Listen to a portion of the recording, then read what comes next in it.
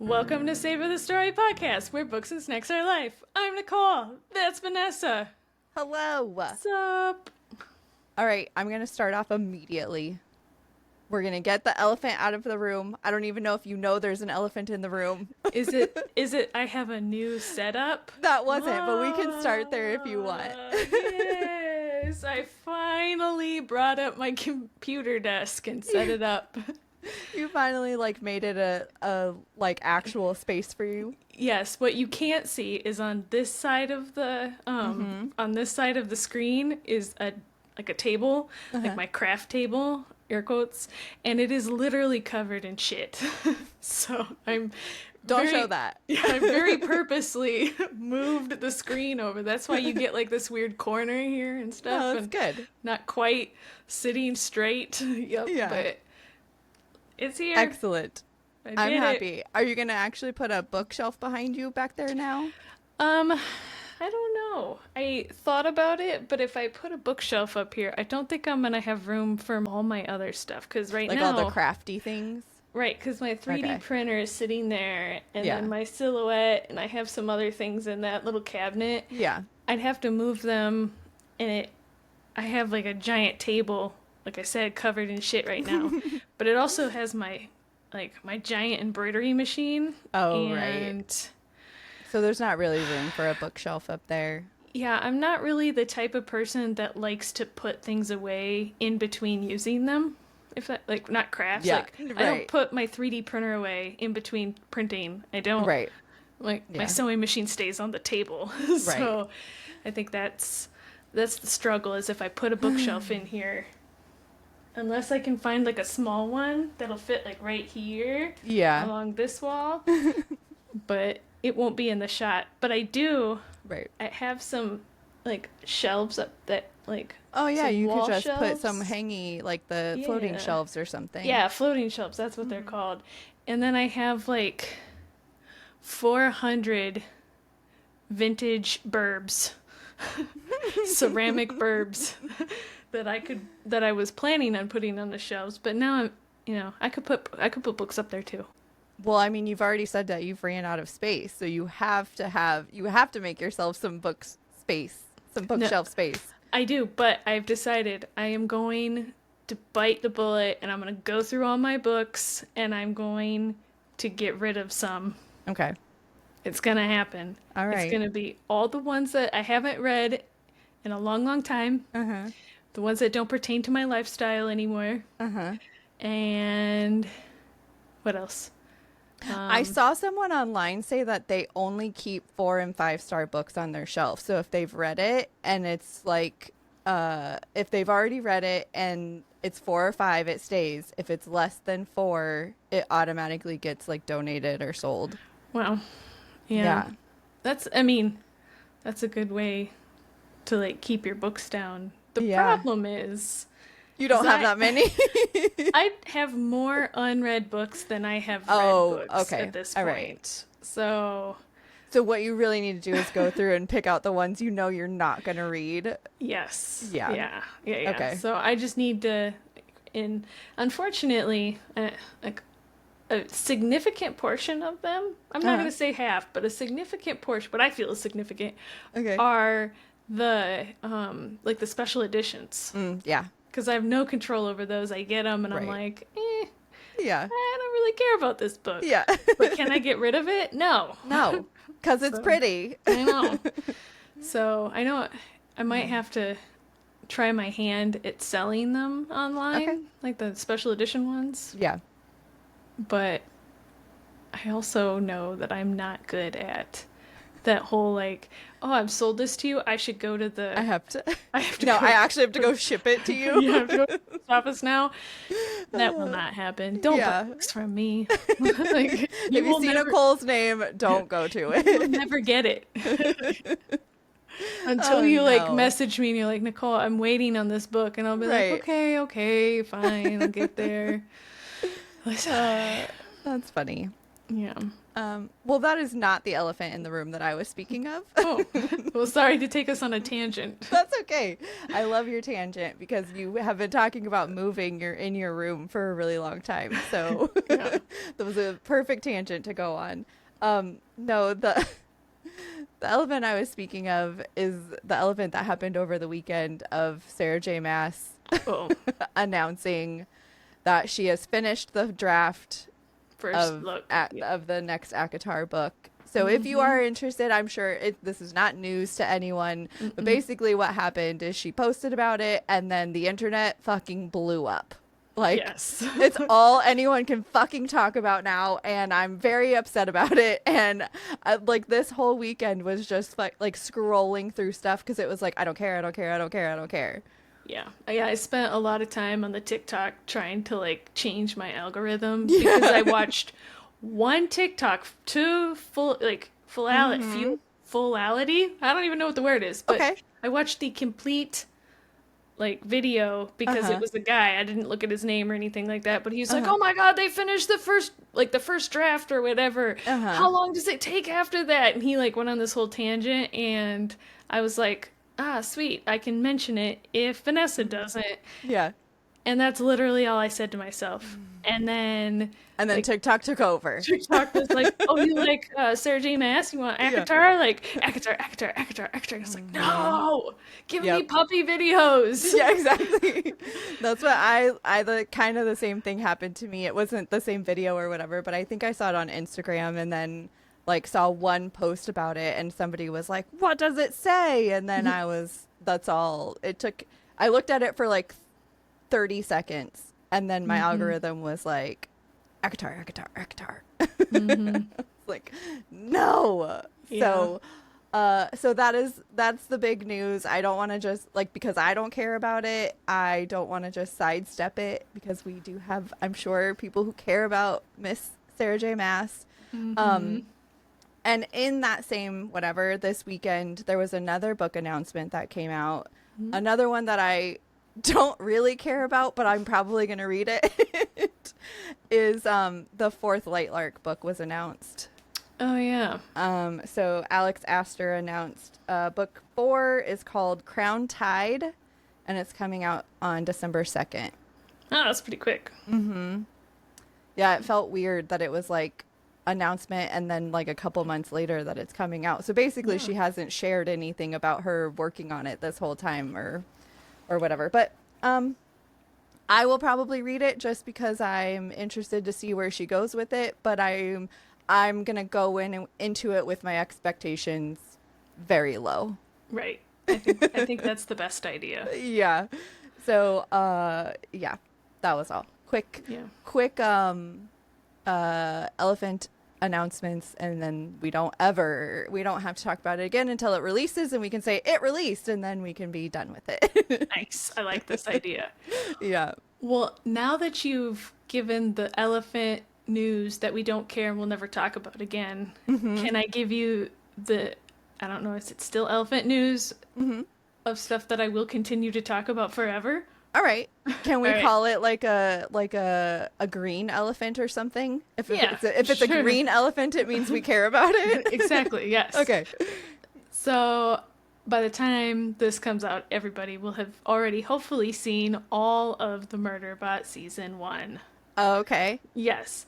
But they announced that they've been cleared for season 2. Really? They already got picked up? Yes. That's awesome. Yeah. So there's no confirmed news. I took some notes on my phone. So Okay. yeah, there's no confirmed news that if season 2 is going to follow book 2. Okay. I think the concern is anybody who's read book 2 is that he leaves preservation station and leaves Mensa and that whole crew. So I think the concern was what happens to all of those characters if Murderbot just leaves, right? Right. Yeah. So I think they're having talks with Martha Wells, the author. Thank you. The author, to see if they can mix in season 3 and season 4 into season, like, well, I Is say it- season 2, book 3 and book 4 3, into yeah, season yeah. 2. There we go. Is it because those actors, those characters would be able to come back? Okay, yeah, that makes Yeah. sense that you don't, like, you hire a whole cast for season 1 and then they're not in book 2, so then you're like, I now have to rehire a whole fucking cast, like, Right. A whole Yeah. different cast. And then bring all the season 1 people and hope that they don't have other things going Right, on. Because exactly. they didn't want to wait, right? yeah.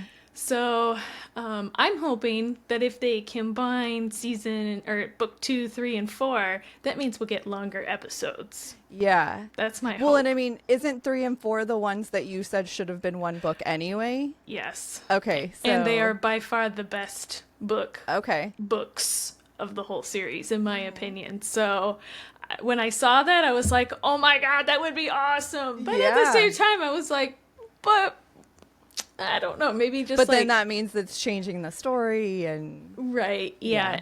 And I know in, I think it was episode 40, I said that if it follows at least 60%, yeah. I would be happy. Yeah. And I did that. It did Okay. that pretty close for season 1. I think it at least, I don't know, I didn't give an exact percentage, but I think it Okay. hit at least the 60% mark. All right. I would be interested if there's any listeners out there who have read and seen it, if they agree with that. But Okay. I think it did it.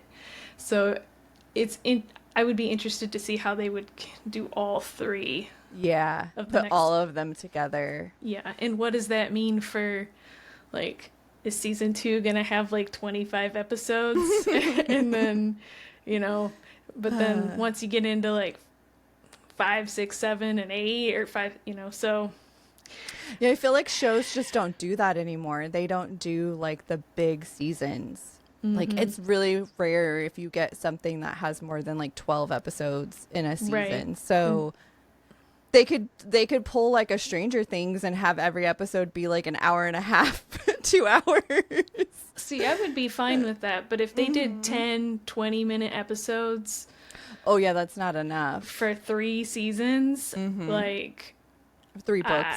for 3 Yeah. books, I don't even know how I would react to that. Yeah, I feel like your percentage would go down like drastically. Yeah. Uh, But on other Murderbot news, I saw that Martha released another Murderbot novella. oh, she It's- did. Yeah, it's not like another full-size novella. I don't even know the difference. Okay. But like, this one is like one of those 0.5s. Okay. You know what I mean? And it's 34 pages long. So it's really just like a short story. Yeah, like a very Okay. short story, like a little BB. And I was BB. a BB, and I was thinking about reading it, but it's like $1.99. I don't know what is wrong with me that I can't What? pull the trigger Yeah. for $2. I was thinking about this morning or last night. I don't know. Something random happened and I was like, I need to ask Nicole what her aversion is to like purchasing Kindle books. And now you perfect segue into this conversation. What is your aversion I to don't know. purchasing Kindle books? Okay, so specifically for this one, in my mind, I said, I can't spend $2 on 34 pages if I won't spend $3 on like a full-size full book. book? Or like Okay. $5 on a full-size book. Like Fair. something in my brain is like, you can't do it, because if you do it here, you'll just do it everywhere. Okay. And then I'll be poor. Sure. Okay, so is the purchasing of Kindle books a limitation on your wallet? Is it like not a limitation, but like you're trying to be like, this is my line? No. No. I don't know. I understand that like I have a Kindle and I can go read it anytime I want. But the idea of paying for it, but like it could disappear at any time and I don't have it. But you pay for your digital sounds, I know. your audios. I know. Uh, But that's like Okay. magic. Like I don't like it just happens every month, right? I don't actually have to swipe my credit card or type little or authorize Okay. it. It just takes my money and it gives me a But you never buy books other than credits? Um, I Or have audiobooks, I mean. I have started recently, which I Yeah. know it makes me into a big fat liar, but You're a hypocrite. I know I'm baby steps, Vanessa. Okay, that's Baby fair. steps. We're working towards it. Maybe next year you'll be buying Kindle books. Maybe next year I'll make it one of my goals to buy at least 3 Kindle books. Okay. I was going to say 5. Okay, fine. 5 Kindle books. Okay. And you can find cheap ones, like especially when they have sales and stuff like that. Like Yeah. they're, Yeah. you know, you can find some that are fairly cheap. Well, and so like that's the thing is if they're like 99 cents, I don't Yeah. even care. Like Yeah. even $1.99, I'm like, whatever, it's $2. Like I don't have problems buying that. It's like paying the same price as a paperback. Like a $15 book or a $20. Yeah, that's when I start like getting like my knees Yeah. get oogie and I'm Yeah. like, I don't really know if I want to do this. And yeah, so this like Murderbot like baby story Yeah. with like the same like I don't know 34 pages. Yeah. I think I'm gonna wait and see if it goes on Kindle Unlimited Yeah, that's fair. for like a couple weeks. And if it doesn't, then I'm gonna go back and read the reviews and see if it's worth buying. Okay. That's my plan. All right. That's fair. I will accept this plan. Okay, thank you. You're welcome. Do you want to tell me your snack? Do you have a snack? Mm-hmm. I totally do. I don't know if I have a snack this week. Man, I did not prepare. Man, what was my snack? I this was week? really hoping you were going to have a really good one so then I could like think of something. Oh, yeah. No. Oh wait, I don't. have one. Okay, go ahead. Sorry, I just thought of one. It's kind of one that I used before, but it's new. So it's Okay. old but new. Okay. I bought a new flavor of the Bear Bells protein bars. It's I think it's called peanut caramel or something. It tastes just like a Snickers. Oh, that would be good. Yeah, it's almost it. I mean, there's a slight protein taste to it, so it's not like as sugary as like a Snickers taste, but it's very, very close to Snickers, and it's delicious. Did you say peanut caramel? Peanut caramel. Oh, okay. I thought you said peanut butter caramel, and I was like, Oh no, oh no, thank you. no, just peanut caramel. No. And it's got like kind of the same vibe of like a Snickers where it's kind of got the layers of like the caramel and peanut with the little nougat or whatever. Yeah, it's really good. So that's going to be my snack this week because I found a new flavor and I'm very happy about it. That's cool. Yeah. I'm trying to think because I feel like we did do things this. Oh, what did I do? I hung out with my sister. What did we do? Oh. You went out to eat. Yes, we did. That's right. Did you eat something Yeah. delicious? We had Mediterranean food. Okay. But normally it's about par. Like I like Mediterranean food or Lebanese food or I know they're not interchangeable, but Kind of same vibes of food. well, like I really like hummus. Like, Oh. so like Okay. you go to either restaurant and you're almost guaranteed to be able to get hummus. Okay. This place has the best hummus, but that's what it was. That's what I your was going to snack? talk about. No, it wasn't. Oh. As we were leaving there, I got into my car and I looked out the window and it was kind of rainy out. So it was like that noir feel where I like looked out the window and like the rain's going down the glass and there was a pie store. A pie store. Pie store. And I was like, I don't think I've ever been to a pie store. Okay. So I turned my car back off. I got out and like I walked by my sister's car and she rolled her window down. She's like, "Where are you going?" And I was like, "I have to go to the pie store." And she's like, "All right, later." And I was like, Oh. "Bye." And so I She walked. left? she left. And so I walked into the store and I was looking at all their pies, and like 30 seconds later the door chimes and I look over and it's her. And she's like, "What? I've never been in a pie store." It's just like, okay. I was going to say, how did you just run away from a pie store? I don't understand. I was like, well, good for her. She has Yeah. self-control. I didn't. Nope. I bought a half of a pie. It was like triple berry pie or something like that. I bought it for Mike. It was pretty good. Okay. But they had, because I was a first-time customer, they gave me free cookies. Ooh. I know. And it was like lemon pudding pistachio. Okay. And it was pretty fucking good. That actually sounds like a good cookie. Yeah, they were lemon cookies with like lemon icing, and then they had like pistachios in the icing. They were Okay. pretty good. So I think I'm going to use that as That's my a snack this week. Great snack. Excellent. So I forgot, sorry. I forgot that I was going to tell you a story. So it kind of means this episode might be a little long, but I don't want to not tell this story because it has to do with my books this week. Okay. That I went to the Columbus Book Festival this weekend. Oh, yay! I'm so excited. Yes. So, you're still going to do your books first, but will just let everybody know that part of my books this week is because of something that happened at the festival this weekend. My books, I was planning on doing them much later, and I decided to pull it all left. I ruined my entire schedule for the next however many episodes because I wanted to talk about them today. Anyway, so Columbus Book Festival, if you're anywhere near the area, I would 100% recommend it.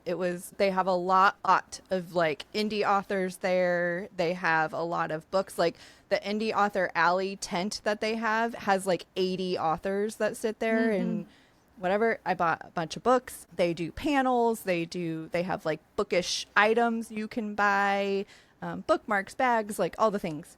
So Tim came with me this weekend and we went to, he agreed to do whatever I wanted to do. He said this was my thing.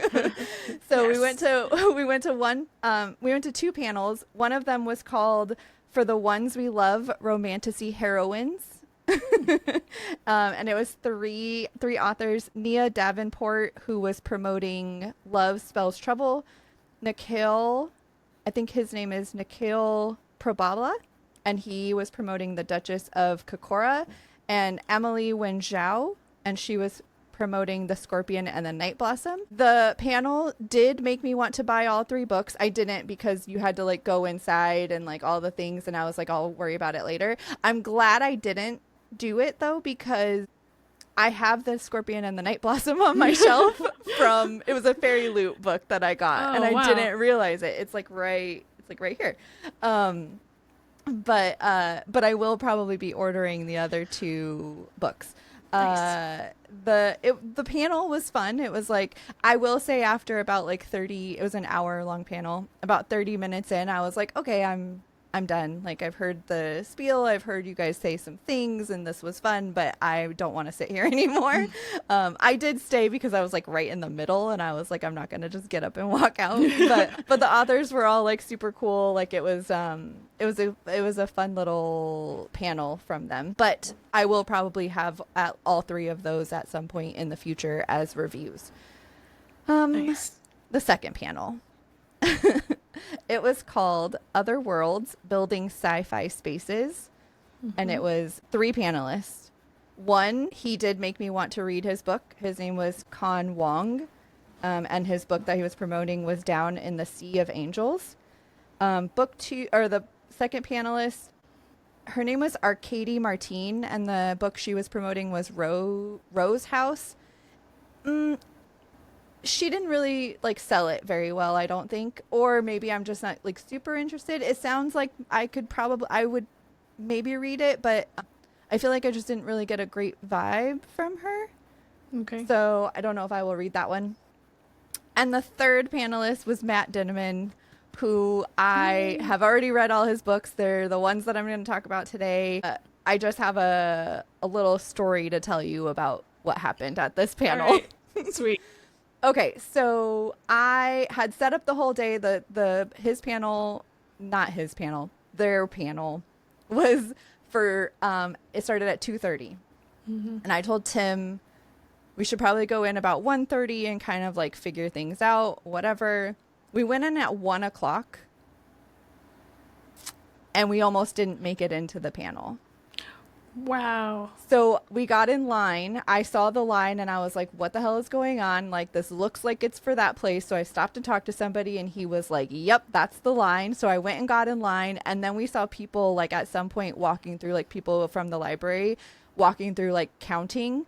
And we were getting so nervous. There was probably like 30 people behind us is where the cutoff was. Oh, damn. And we got in line an hour and a half before the panel started. Dang. So, and then, go ahead. No, I was gonna say, is that when you sent me the picture where you had to like, you were like really far away and you like circled no, that him? was actually okay. that was actually the signing line. So, okay. So the panel line, it was like a first come first serve, but like obviously with the line. So we got in, and I think that particular panel had like 250 people or something. Close to 300 people, I think is what I heard them say. And yeah, so it was fun. I will say it was kind of awkward because everyone there was for Matt Dinniman. Oh, Like no. the Yeah. other two authors, like there were people there, like there was a whole bunch of shirts, like this shirt. There was a guy in like full like cosplay of the main character, which was amazing. I'll explain it when I explain the book. He looked great. Like you could just tell. And I will say that line was probably one of the most like fun lines that I've been in is for like a fandom. We stood there and talked about the book series for like an hour and a half waiting to go in. Like all of us were just like, oh, this part was really fun and this part, and do you remember that part? And like it was really fun. So that part was cool. But yeah, so the panel itself, like it felt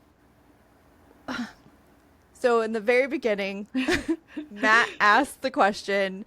He said, because they were like, introduce yourself to the crowd. And I feel like them looking out at the crowd, they were like, this is Matt's crowd, right? His question was, the first question he asked was, who in here has not heard of me before today? 2 people raised their hand. Oh, shit. And so that means literally everyone in there was there for him. And then when he asked like who'd listened to the audiobook, it was like almost everybody that was in there like almost raised their hand. So immediately it felt like kind of weird. So anyway, they go through the panel, they ask all them questions, like they all talk, it was fine. And then when you walked in, you got a token and you were only allowed to get an autograph or like a book signed if you had that token. So it was only for people who attended the panel. And so they took them out. They put them in their little tables and then they made us like walk in a file, like line over there. But they had all 3 authors together. No. And they and then they had a line and they said this line, this line, this line. No one was in their lines. It felt like Tim was like, should I run over to the store and buy their book so that we can have, because he was first and then you could walk down the like table and get other things signed if you wanted. So I actually was going to do it for the guy, but he actually sold out of his books that he brought. Oh, So nice. Well, yeah, good for so him. there was at least that. So I couldn't even have bought it if I wanted to and got it signed. So that's actually good. But anyway, it was just a crazy experience. We then waited in line because we had to wait for everybody to go through the line. So we waited in line for another like hour and a half before we got to have him sign books. And I had him sign. We were allowed 2 signing things. I had him sign book 1 and I had him sign book 5 because book 5 was my favorite of the series. So so it was really cool. It was a fun like experience. It was really cool. However, it was funny because that night we like the whole time we were in line, we were talking. Everybody was talking about it, like how awkward it was, and like I don't think that the library realized what they had because he was not a headliner, and he should have been a headliner. And that night on the festival's Instagram, they announced that they were changing his schedule for Sunday. So he was supposed to do a panel, and they were doing like this speed matching thing with authors. He canceled that and did signings. So he did his panel at 11:30, and then when he got out of that at 12:30, he did signings for the rest of the day. Oh, wow. For That's the next cool. like however many hours. And they said that people could start lining up at 10. I'm going to put a picture in here. The library posted a picture of what the line looked like. It was fucking crazy. He had, Wow. I can't imagine how many books he signed. And they limited them to one. Okay. You could do one book and no photos. Wow. To get through the line. Anyways, that's like my big book festival story or whatever. It was really cool. It was really fun. It was like cool to see him getting like all of that whatever, and it was cool to see that, like, I don't know, people were whatever. Maybe next year they'll actually look into the authors and see if they should be headliners. Yeah, I was gonna say that seems like a weird slip up, right? Like, yeah, I just don't think, because it's not it's big. It's very big in the world that it's in. And it's now becoming more mainstream. And I don't think that they realized that it was like that. Because there were people who said that they drove like 4 hours to get to see him. Wow. So one of the guys that we were in line with the whole time talking, he drove from Ann Arbor. Oh, wow. Okay. So there was a couple people who drove from like Indianapolis. There was a couple like people who just drove from like all over because they wanted to see him. So that's my story. I'll give you more of of Matt Dinniman in my review time, but I just wanted to kind of give my full festival review update. Nice. I'm sorry, we're going to be really long today. That's okay. Okay. Tell me about your book. All right. I have one book. Okay, book. Yes. All right. So I read this book a while ago. I don't remember when I read it. I've been sitting on it because I've been trying to decide if I'm going to read the second book. And so I've kind of just been, because like with the slump and trying to get like find my way out of that and like stuff like that, I didn't want to give it an unfair listen if I wasn't in the mood. But I had a listener tell me that they saw that I finished that book and they've been waiting for me to review. So here Damn it, is. Nicole. I know. So forced my hand. Okay. This book is called Gideon the Ninth by Tamsyn Muir, which, fun fact, me and her are birthday friends. We have the same birthday. The author? Yep. Oh, nice. I was doing some like research on her and I was like, oh my god, we have the same birthday. So yes, happy birthday. Nice. Friend. Is it just a duology or is it there's a series. More? Okay. Yeah, there's more. And I have a little bit of, I don't want to call it tea, but I have a little bit to talk about it after I get through this part. So I listened to this one and it is a fantasy. It is number 1 of the Locked Tomb series. Okay. There are 3 books out currently. I believe there's supposed to be at least a 4th, but I haven't dug down to see if the 4th is the end. Okay. So if you go through and you look at like the book cover or you look at the best description I have seen for this book is I almost didn't write a book description because this one is so good. Okay. And I can't beat it. All right. Lesbian necromancers explore a haunted Gothic palace in space. Straight to the point. Got you. Exactly. Like I said, best description. I almost didn't, but I gave a little bit more information. Okay. So, all her life, Gideon has worked as a servant in the necromantic house of the Ninth, and on the eve of her daring escape, she's captured and basically given a deal. Okay. She plays cavalier to the princess necromancer, and she can have her freedom. All right.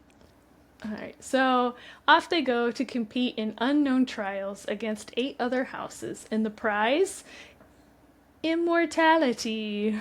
Ooh. So But the puzzle is much harder than they expected, and it gets worse when the other necromancers and cavaliers start showing up dead. Okay. Yup. Oh, all right. So there's a lot more going on in this book. It's kind of I don't think it, like I said, I listened to it. It's kind of a long listen, but I really enjoyed it. It's an enemies to lovers trope, Okay. which I'm not usually a huge fan of, I think. I don't know. It's not one that I see it and I'm like, ah, yes, I Yeah. need to read that. Yeah. But it is one of the better ones that I've read. I really enjoyed it. It's a really unique story. Like, as I was reading it, I was like, yeah, I haven't really heard. I mean, everything individually was kind of like, yeah, okay. But as a whole, it worked, if that makes sense. Okay. Like, individually, Yeah. you're like, yeah, necromancers, individually, yeah, they have to do trials. Yeah, okay, everything is like another book. But this one together, everything was a little bit more, it was a little unique. And then on top of that, the book is hilarious. Good. Specifically Gideon.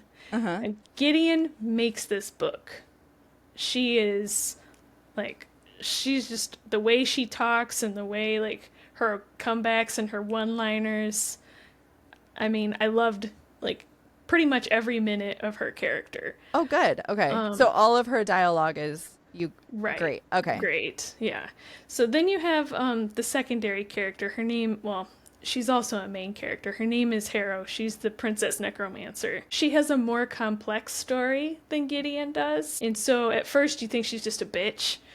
But as the book moves on, you're like, oh, okay, there's a reason you're a bitch. I get it, and I accept this. So you get her backstory and like, Right. Okay. Yeah. So, but their dynamic together is pretty great. Like, the way they snark at each other and like stuff like that, you're just like, hee hee hee. It was delightful. Excellent. Yeah. So I will say there was a couple, if you want to call them cons to the book. I think it does get a little slow in spots. It's very side questy.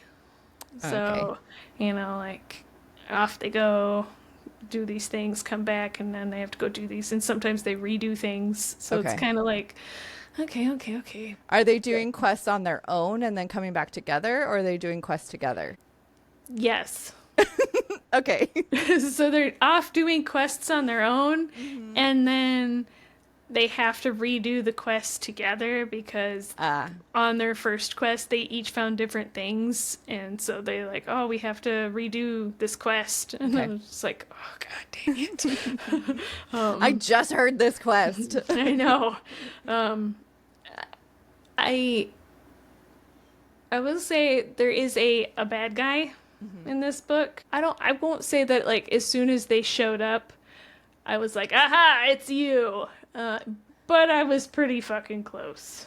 Okay. Like, and I don't know if that was because I was looking for it or whatever, but like, it was just one of those things that as they were talking, I was like, oh, you're the bad guy, I can tell. And how early was that in it that you? I didn't look at a percentage or write down a percentage or anything like that. It was definitely in the first half. Okay. Easily say it was in the first half. They, tried to throw some red herrings in there, but I was not being fooled. I knew. You shall not fool me. So, this last part. Okay.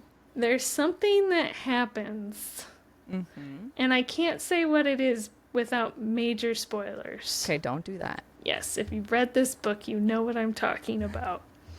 And it's borderline absolutely perfect. Uh-huh. But also devastating. Oh, no. And that is the reason I did not immediately step into book 2. Oh, okay. Did you cry? No. Ah, damn it. You said devastating and I was like, tears are coming. No. If I would have cried, I would have reviewed this book on this podcast. Oh, okay. No, I'm just joking. You don't want people to know. You're like, I will never cry. If I cry, you will not know. Right, I will delete that book off my Goodreads. Okay. Yeah. So, like I was saying a little bit earlier, there's like a smidgy bit of tea, if you want to call it. I don't really consider it tea. Okay. So I can't remember when book 3 came out, how long ago it was, but it's been a couple years that people have been waiting on the fourth book. And I've seen a couple rumors where like her, if you want to call it, her output is slower. Like I know they said that she got like long COVID, and she's been trying to deal with that. I also saw that she took down her, like, all her social media because of like online harassment. And so people think that that might also have something to do with it.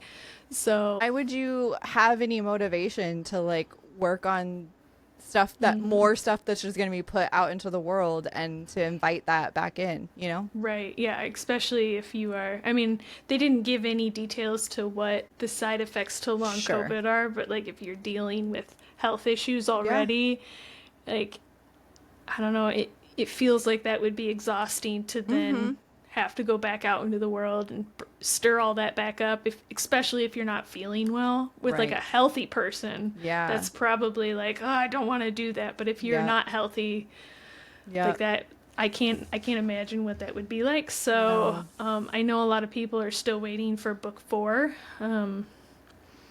but I don't think I saw anything online where they were like, confirmed, it'll be out next year. So okay. So how I think I know what you rated it, but I don't know for sure. Did I put a rating in Goodreads for this? Okay, so maybe I made an assumption about your rating because you made it your favorite for June, I think. Yes. Yeah, okay, so maybe I made an assumption about your rating. Yes, it is my favorite for June. I rated this one 4.5, rounded up to 5. Excellent. Nice. Yes. And when will you make the final decision, like, of if you're going to read the next one or not? I don't know if I'm ever going to tell you the truth. Like, I don't think it's not, like I said, it's not something I want to force. Okay. It'll be like the vibe is right kind of decision? Yes. Okay. I can't give away the reason, like I said, without the massive spoiler if you have not read it. So I want to read it, but at the same time, I'm scared of that second book problem, right? Where I see. Okay. It's not as good as the first. Yeah. And if it's not, then I know I'm not going to read the third one, and I'll be sad. So right now, the book is great. Okay. I just assume the rest of it's going to be great, and I'm living in my happy little lie. Okay. I like this happy bubble, this bubble where the whole series is fantastic. All right. Well, that's great. Yes. Is that it? That's it. Excellent. Are you ready for this chaos that I'm about to bring you? Yes. Let me get comfy. Okay. In my comfy chair. Okay. All right, go. So, as previously stated, I read a series by Matt Dinniman. It's called the Dungeon Crawler Carl series. There are currently 7 books out, and he said it could be 10, it could be 11. He said it could be 8. Like, he's like, I don't know what it's going to be, but that's kind of his thinking right now, is that it's going to be like 10, 11. Okay. So what would happen to be like, you know what, it's 8? He said, yeah, he kind of made a comment in the panel that was just like, who knows, maybe I'll just kill everybody in the 8th book. And I was like, what? No. You can't do that. That's not how books work. No. So I will say, to me, as I'm reading this, I'm thinking that he's got like Post-its, and you'll understand once I tell you about this book, but like I'm thinking he's got like Post-its everywhere. He's got like journals and like everything for whatever. And he said he is not. He does not have that. He does not have the series planned out. He says that there's 2 types of writers. There's a plotter and there's a pantser. And so there's a plotter person who like plots everything out. They know everything that's coming. And then there's pantsers who just fly by the seat of their pants and just write themselves into corners and figure out how to get out of it. I like that. Yeah, so that's what he said he does, which is wild because there are so many things that tie in between the books that you're just like, there's no way you could have got there without planning it first. And he's like, Right. So some of the things that are in his book are actually, yeah. Some of the things, he has a Patreon and he has people vote on things like, he won't ever make things happen to the characters, or like how he won't let people vote on like how his characters will react to something, but like putting something into the book, he let people vote on it and had to figure out how to put it into the series. And now like one of the things that he did is like a massive part of the series. Okay, let me tell you about these fucking books. Sorry. Okay, so the genre is technically called lit RPG, which if you're not a gamer in any kind of way, RPG is called role player games is what they are in like the gamer world. So this is literary role player game is the genre, but it also fits into like the sci-fi fantasy kind of genre. But lit RPG is the main thing. I will tell you, I picked up this book and I'm going to show you, I'm going to put a picture here of what the main, like the first cover, like first release cover was, because it's basically like a cartoon man being chased by like a goblin. And I picked up this book because I saw somebody posted on Instagram. They recommended the audiobook specifically, but she said, you're going to judge this book by its cover, but don't. And I was like, okay, I won't. I will give it a shot. I've never listened to lit RPG. I didn't even know it was like a genre. I was just like, cool, fine, whatever. So I'm going to, like you did, how the written description is better than whatever. I'm going to give you a little bit of what the written description was, and then I'll give you the rest. So this is what it says. The apocalypse will be televised. You know what's worse than breaking up with your girlfriend? Being stuck with her prize-winning show cat. And you know what's worse than that? An alien invasion, the destruction of all man-made structures on Earth, and the systematic exploitation of all the survivors for a sadistic intergalactic game show. That's what. So I thought that was like, yep, perfect. Okay, so here's my version of what the whole series is. Also, I'll tell you, the reason I was going to wait is because I was going to wait till I finished the entire series. But after this weekend, I was like, I need to pull it, whatever. So I've finished, I'm about to finish book 6. So I only have one book left. So does your reviews include book 6? Yeah, I'm gonna just tell you what the whole series is about, and then I'll give you a little snippet of what I felt about each one, but like not go into details. Okay, so everyone who was on Earth, who was outdoors when the apocalypse, alien invasion, whatever happened, lived and was invited to join the intergalactic game show. If you were indoors, well, you're gone. And indoors meaning in a house, in a car, in a plane, inside of anything. Basically everything collapsed. So if you were in something, you're gone. I'd be fucked. Yeah, right. I'm never outside. So if you choose, basically this happened, they got a little notification saying like, if you choose to enter this game, you must enter the dungeon. And the dungeon is, you walk down some stairs, you go into the dungeon, and the dungeon ends up being a set from a reality TV show with countless viewers across the galaxy, and is basically a video game like trap-filled fantasy dungeon. And if you, like I said before, if you know anything about games at all, like RPG games, it's the same kind of thing. So there's levels, there's things that you collect and all that kind of stuff, and there's like an interface, and like you kind of learn all of that as you go. So Carl, who was only wearing boxers and Crocs that are too small, and his ex-girlfriend's cat, Princess Donut, were outside when they were invited into the dungeon. So they enter the dungeon and are immediately introduced into the game. You follow along with them as they try to survive to the end of the world. When you first come into the dungeon, you learn that there's 18 floors or levels. And so basically they're just trying to survive to get to the next level, whatever. They learn new things about the game. They encounter goblins trying to kill them. In the first world, in the first whatever, it changes every book level. They meet other crawlers. So everybody who's in the games are called crawlers. They meet other crawlers, and they just literally have to figure out how to make it through and live to the next floor. Each level is timed, and they have to gain as much experience as they can in each level, because the next one they're going to need all of the items. Like, you know, in those RPG games, like, you can walk around and like pick things up and stuff, so they can pick things up and put it into their inventory. Some things are magical items, some things are not. Some things, like, whatever, they earn rewards, they earn new achievements, one might say. And so, yeah, so that's basically the whole story. In book 1, you get levels, I think book 1 is levels 1 and 2.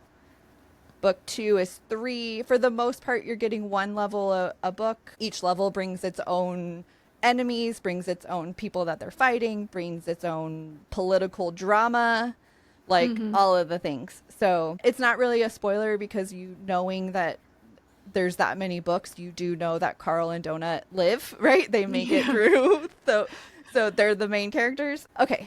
I fucking love these books. If you can't tell already, they're amazing. It's so different than anything. Like, I didn't know about lit RPG, and it's really fun.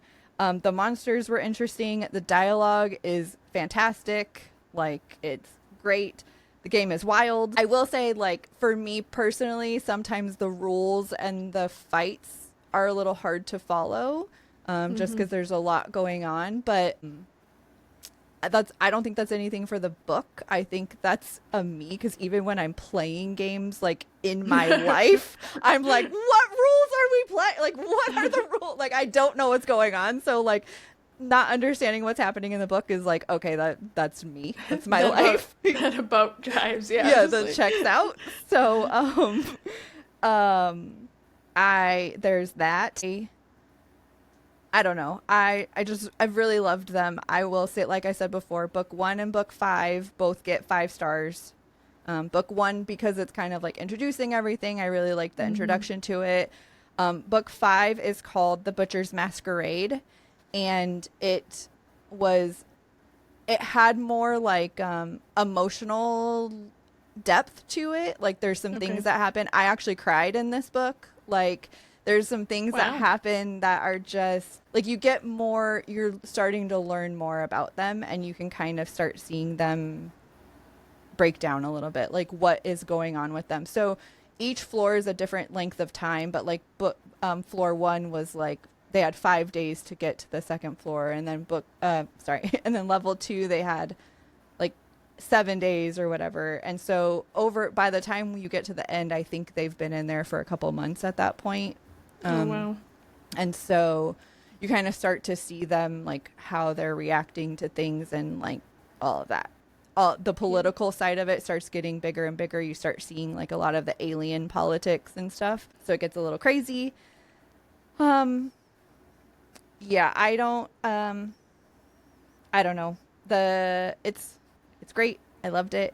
I will recommend the audiobook.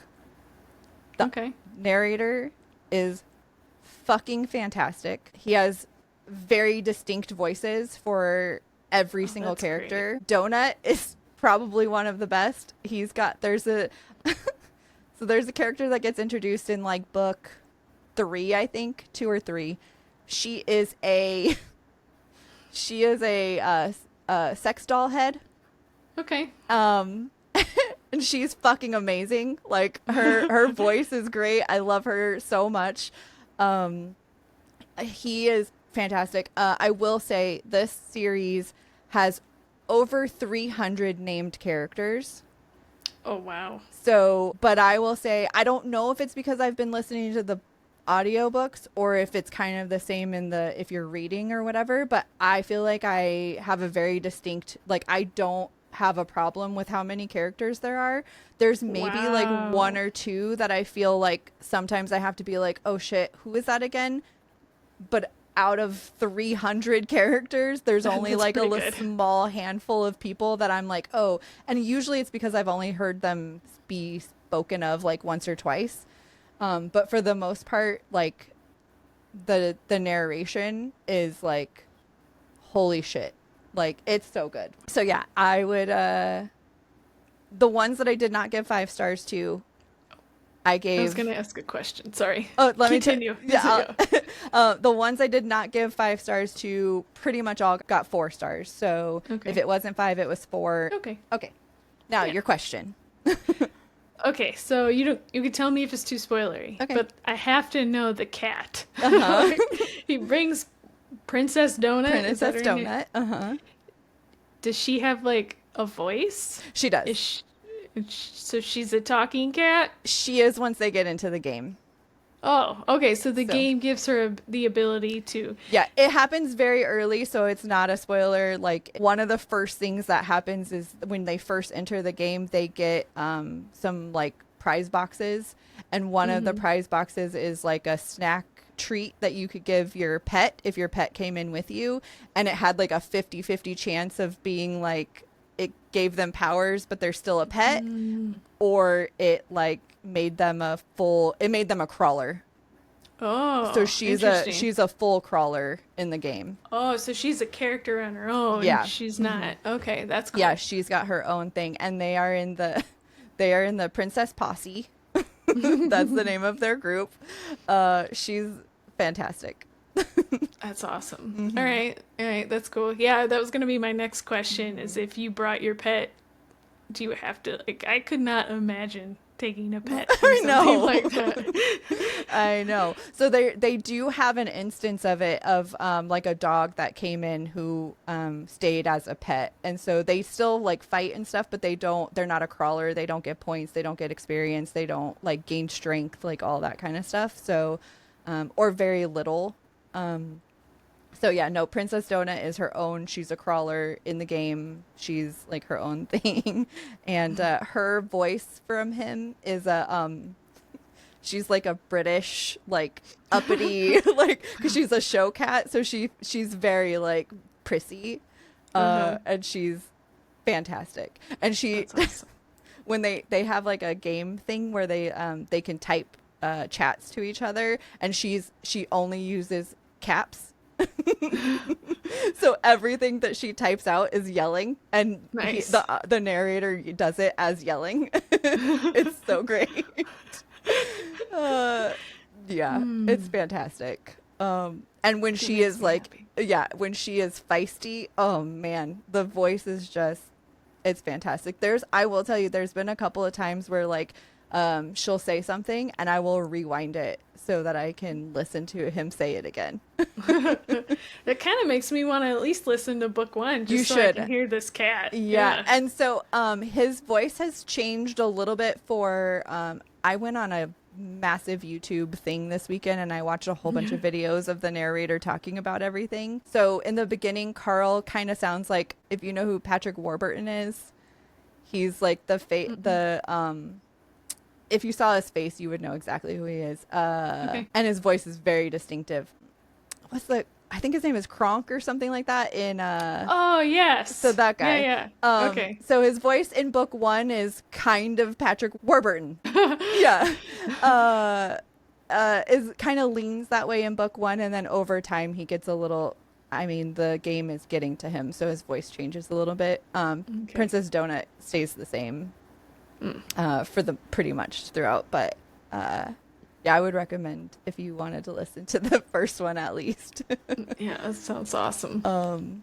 It's so good. I like, this is not something I ever would have like picked up or thought of or anything. I just randomly chose it one day, and now it's for sure like a favorite series. Okay, that's cool. Yeah. So yeah, I always see lit RPG in Kindle Unlimited. Oh, you do? Yeah, and every once in a while I'm like, should I try this? But then, and I recognize this is with any book, but you read like a couple reviews and it kind of scares me away a little bit. Yeah, I think maybe I'll just have to like bite the bullet. Yeah. But I'm also, they all of the whole series is on Kindle Unlimited. So if you wanted to read it, it is on KU. I don't think they're not free on Audible. But That's okay. yeah, I would between the two though. I actually have been downloading. What I've been doing is downloading the KU version. So while I'm listening, if there's like a something that one of them says or like something like that, I'll go into the Kindle Unlimited, and it's so great because Audible and Kindle Unlimited, they link up together, so it takes me right to the page and I can put a little highlight in there. So I've been doing that. I didn't do it with the first two, but I started doing that once I realized they were on Kindle Unlimited, and I started doing that. So nice. So I will have some highlights to put on Goodreads once I'm done. Nice. Okay. Oh my goodness. I'm sorry that was so long, but it was so the series deserves it. I promise. It sounds like it. Yeah. It's really fun. And then the guy at that did like dressed in cosplay. So Carl's in boxers only. And it's like white with red hearts on him. And that's what he has to wear in the game. And he's not allowed to wear pants because at one point the AI in the game is like, he likes him in boxers. And so he's not allowed to wear pants or else it'll take away his strength. He also likes his feet, so he doesn't have shoes. So he's barefoot and he only has boxers. And for the first bit, he doesn't have a shirt either until he gets like a vest that has like magical properties to it. But the guy at the he was wearing like had the whole That's get up. pretty cool. All right, are you ready for our question? Maybe. Okay, we're gonna do. Hopefully, it's a really short question. Yeah. What are your thoughts on recommendations? Hate them. Bye. Done. Goodbye. It depends on who it's from. True. I definitely think recommendations are weighted. I agree. Like you have to, that's what I've found online is like, if I see something that's like highly recommended from something, I'll go look at the rest of their posts and see what else they recommended. So then I can see if it's books that I know I've very much disliked. And I'm like, okay, we have different thoughts. Yeah. And I know I brought this up before, but that whole thing that Goodreads does with like friends and followers or whatever, where if you just scroll down, you can see if anybody else. I always look at that. I do it's too. like the first thing that I look at if I am looking at a book. Who else has read this? Because I do the same have thing. to know Yes. what they think. And there are a couple people that I've on like Goodreads that I've seen. They do like we read similarly, and if I see they don't like it, I'm always like, Oh, right. It kind of gives you some pause. I don't know. Yeah. Yeah, I kind of feel the same way about getting recommendations. Giving recommendations gives me... Oh, I hate. I know. I feel like I could give them if I don't get feedback. Yes. Like, I'll give you a recommendation all day long, but do not tell me if you actually read it. Right. Yeah, there's some books that I have no problem recommending, and I do not care. That's how good the book is. Yeah. That's how good the book is. But yeah, I don't know. If I'm like anywhere half like not 100% made up on my rating. Like if it's not a full true 5 stars, like if I had to give it 6, I probably could. Like if it's not one of those, it's hard to tell people. Or I have to give like so many caveats. Like, okay, I liked this book, but like I can't really think of like, because if I even the bareliest hint of like not liking a book, like you said, I have to give like 50 caveats. Yep. And I end up just spoiling the book. Right. Yeah, exactly. Just, like I really like it, but all these people are stupid and they all die. Right. Yeah, Like, exactly. What? Yeah. Well, tell us how you feel about giving recommendations. Are you fine with it? Are you whatever? You don't care what other people's opinions of your favorite books are? Or how you like to take recommendations. Are you very choosy? website, savorthestorypod.com. Everywhere on socials, Savor the Story Pod. Go visit us in all the places. Send us all your thoughts and feelings and ideas, and keep a lookout for our bonus bites as well. All of those are still happening. The end. The end. Okay, thanks. Bye. Bye. Get out of here.